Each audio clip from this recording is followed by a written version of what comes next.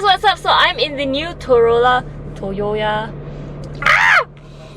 Hey guys, what's up? I'm in the new Toyota Corolla, and on the car it says Altis, but Malaysia, they're branding it a little bit differently. They're calling it Toyota Corolla, and it's quite a tongue twister. I just noticed because it's so difficult for me to oh god, I think it's the early morning.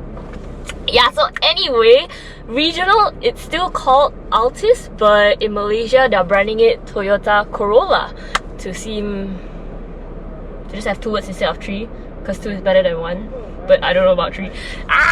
So yes, a little bit about the car before we move to the drive. I'm currently at the media drive, and it's a one-day thing. We're going all the way to Genting and back. So this car, engine and transmission is the same, maybe a little bit retuning, but it has 139 PS with 172 Nm of torque. The transmission is a 7-speed sequential shift-matic CVT. So let's see how this CVT works. But my first impression, I think, is really good. And something new that they have is double rear wishbone suspension. So everyone's making a lot of hoo-ha for it. I need to drive it to see how it is. So let's go, guys. Guys, feeling like a VIP right now. Check out all the people. Wave to us! Wave to us! So yes. So today we have the pleasure of being in the car together from Horizon. Yo, EvoMalaysia. It's been a while, huh? It's been a while. Yeah, I think the last time. Peugeot. Yes, Peugeot. My first media drive. Your first media drive. And he was so nice. Peugeot 3008, right? Yeah. Yeah, very cool. Oh my god. Yeah, knock down the speed. So since we're all regrouping and waiting around, I'm gonna try the sound system. So one thing that I think I will get annoyed in the future is my volume. Every time I press, the damn thing will just ding ding ding ding. But I feel there's a setting option in there to reduce this, I think lah, huh? So anyway, sound system test time.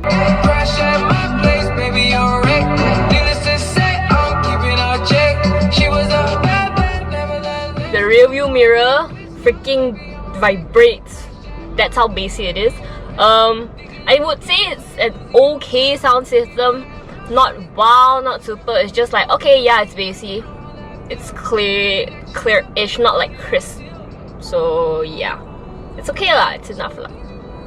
So the electronic parking brake, when I go into park, it automatically engages the electronic parking brake, and when I move it to, for example, reverse, neutral, or drive, automatically it disengages.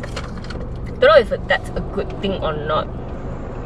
Let's try something. You're in D now, right? Yeah. Open the driver's door. It doesn't engage. Let's try if you're in P. Behind me is yes, it engages. There is safety features, I think quite safe, because when you open in D as well, it will make a loud noise. Similar to the current one, I think Camry and the Corolla / Altis. It looks very similar. It has their design marks there. I'll talk about it in the walk around lah, But driving this, it's actually a very fun drive. I'm so impressed with Toyota because I still remember when I jumped into a previous gen, don't know which one of the Camrys, and it felt so dead. The steering felt so dead. But ever since the new Camry came out, the CHR, the Yaris, the Vios, the Vios not as memorable, but the Camry definitely, and Yaris, so engaging, so fun. The thing is, they don't do turbo engines. So this is a 1.8 NA, and I love pushing it to the limit.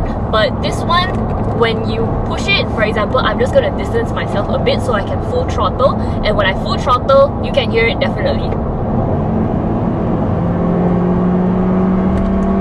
It has that CVT-ness to it lah, and the rubber band-y kind of sound, which a little bit noise. It's noise to the ears, it's not music to the ears, unlike other NA engines. But having said that, it can push the car pretty forward lah, and it is a very engaging drive. This is the car where from stationary, you push it forward, you full throttle, it doesn't go as fast, but it's a car that carries speed. And for a car that carries speed, so fun. I'm so jealous that Chris is gonna take it up to Genting, but I'm gonna have a lot of fun sitting in the passenger seat going wee woo ah. Right now we are convoying with a constant speed of about 80 to 100. So I'm gonna see if I can activate the pedal shifters by just... Yes, oh, you can. You can. Yeah. So, After a while, it'll go back into D, but you can play with the pedals.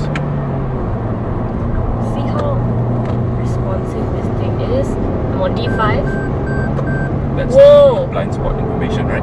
No, it's the, I think it's the lane keep, because it pulled me all the way back. Ah, you and got the lane pulled, keep assist on. Okay. It pulled quite bad.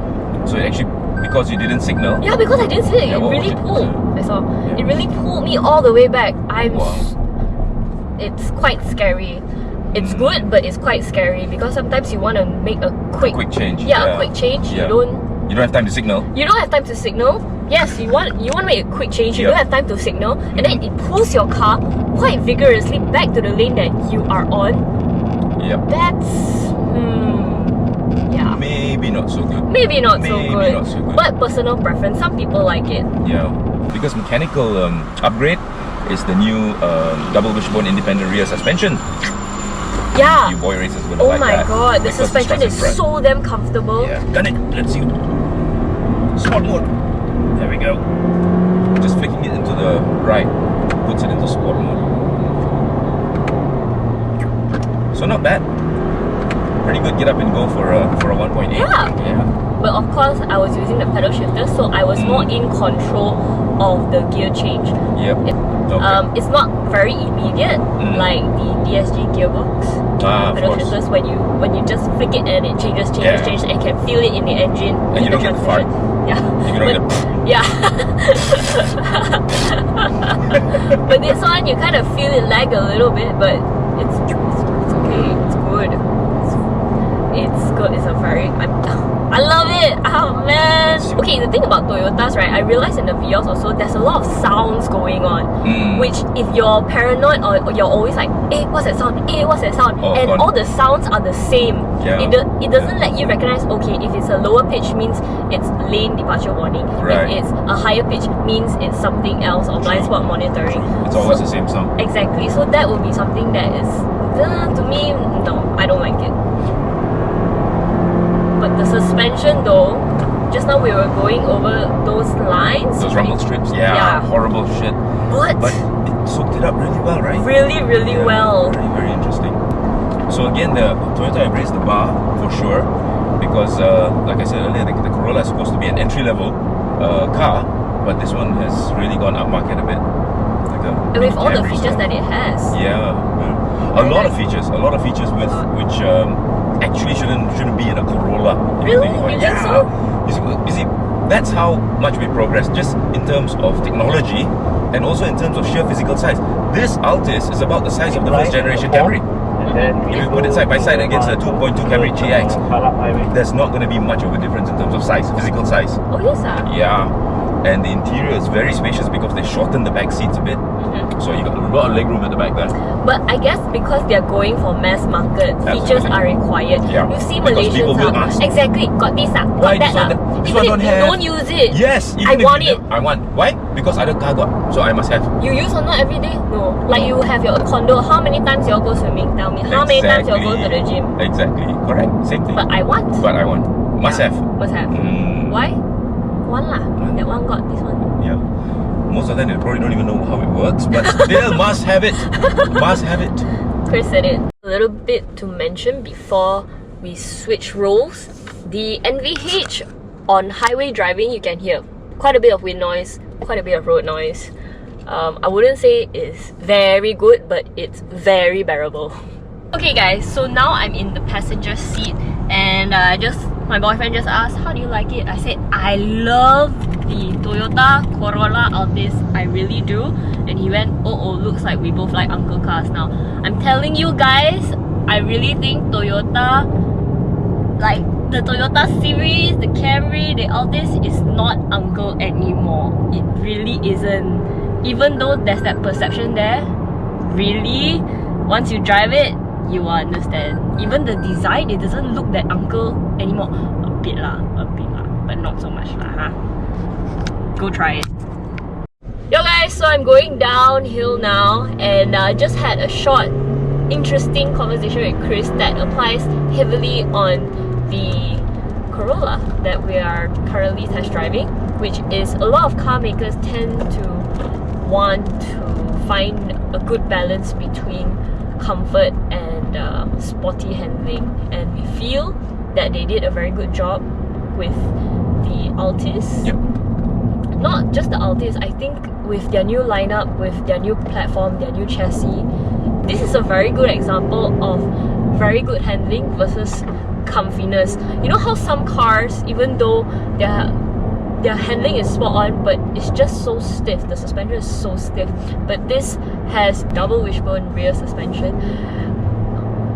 Honestly, I don't know, but everyone is like, whoa! And I'm like, whoa. Double wishbone suspension is Formula 1 technology. What? Yes. Whoa!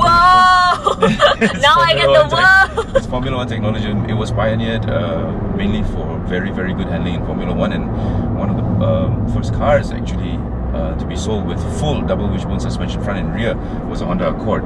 Oh! Yeah. Which one? Which gen? I can't remember the code, but it had diamond eyes. It was the diamond eyes Honda Accord. Okay. So Every boy racer's dream was to have a car with double wishbones. damn. Yeah. Okay. So this one has them in the rear, but McPherson struts in front. So the rear seems to track the front very well. It's like the car sits in the corners. Yep. And tracks very well around the corners, mainly because of this independent double wishbone rear suspension.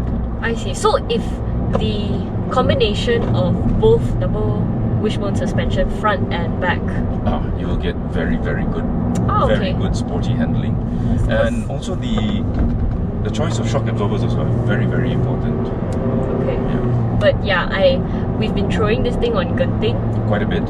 and it holds, and you don't. Yeah. I feel it's because it's not turbo, and no offense to any turbo guys out there, y'all don't get your things in a knot. But really, I mean, with this kind of car, you dare to push it.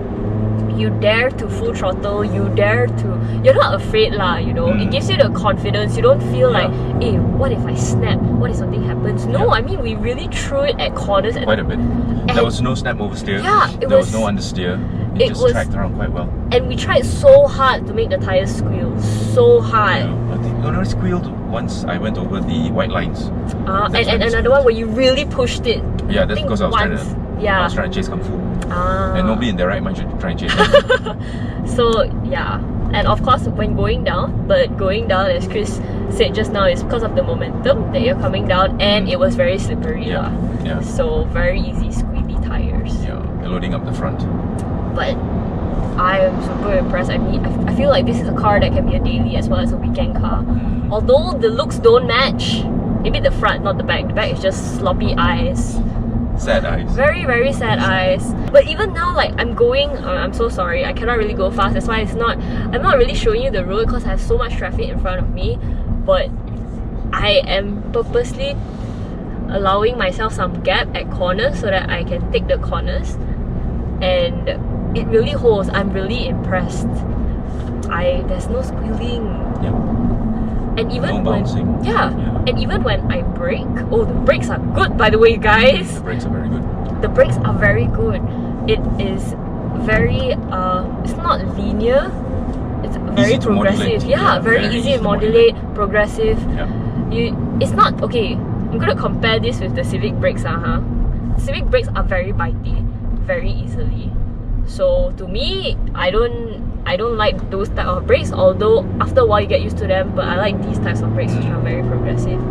The thing that I don't like is the whining of the CVT. Of course, you can't run away from that. It's rubber band sound lor. But I really run away from that. Yeah, but I think when you jump into this car, you don't even have to be a car person. You will be impressed. You'll be like, wow, you actually like it. Not for the design. Again, I don't feel like design is their strong suit, but for how it goes, for how it can take corners, man. Cars that can take corners, cars that you can push. It's a very nice interior to be in for a car in this category. And the body roll is quite minimal lah. Very, very minimal. this is a car that I've mentioned carries the speed. So when I go downhill like this or through bendy roads, I really don't have to brake. For other cars which have a little bit more power, maybe you have to brake each time before you go through a bend. This car, I feel, really, if you don't want to, you don't have to. It will just take the corners very nicely. You've been chucking it and it's still fine. Yeah! It's not... But even when I brake, I don't feel like it causes much discomfort to the passenger. No, I'm fine. Right? Yep. Don't feel very... Very good brakes. I'm very prone to motion sickness, by the way, but I feel fine. Really? Normally, yeah, that's why I prefer to drive and rather than be driven. So you see, yeah, she's throwing it, and there goes my cab. I threw it at a bend and really nothing. Nothing. No squeal even. No squeal, No squeal nothing. even. It holds planted. Man. Very nice.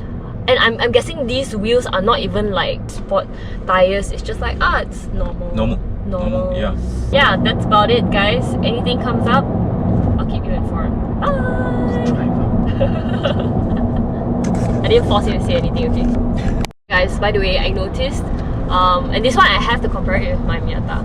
When I'm going at bends at a faster speed and I hit the brakes, not entirely, but I just slowly feather the brakes, the traction control doesn't even come on.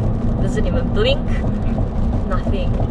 But for my Miata, it actually just comes on and just, you know, helps out a little bit here and there. I can see the light blinking, but this one, nothing. That's amazing. And I'm just thinking the bends, Widong Karak is very wide and you can go very fast. And it just holds, the steering doesn't even vibrate. When you turn at an angle and when you get tighter and tighter, you can actually feel the steering wheel get tighter and tighter as well. It weightens down, which I like. I don't like when steering wheel suddenly feels so light when you're going fast. And dude, I'm at 160 already, just like that. Toyota Corolla, Uncle No More. Uncle No More. Uncle No More. That should be a hashtag. Uncle No More. Yeah, it's a good hashtag. Toyota Uncle No More.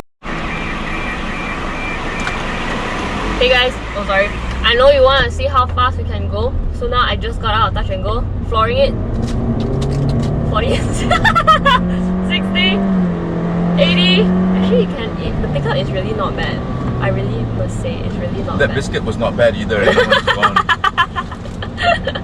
For illustration purposes only. You owe me a biscuit.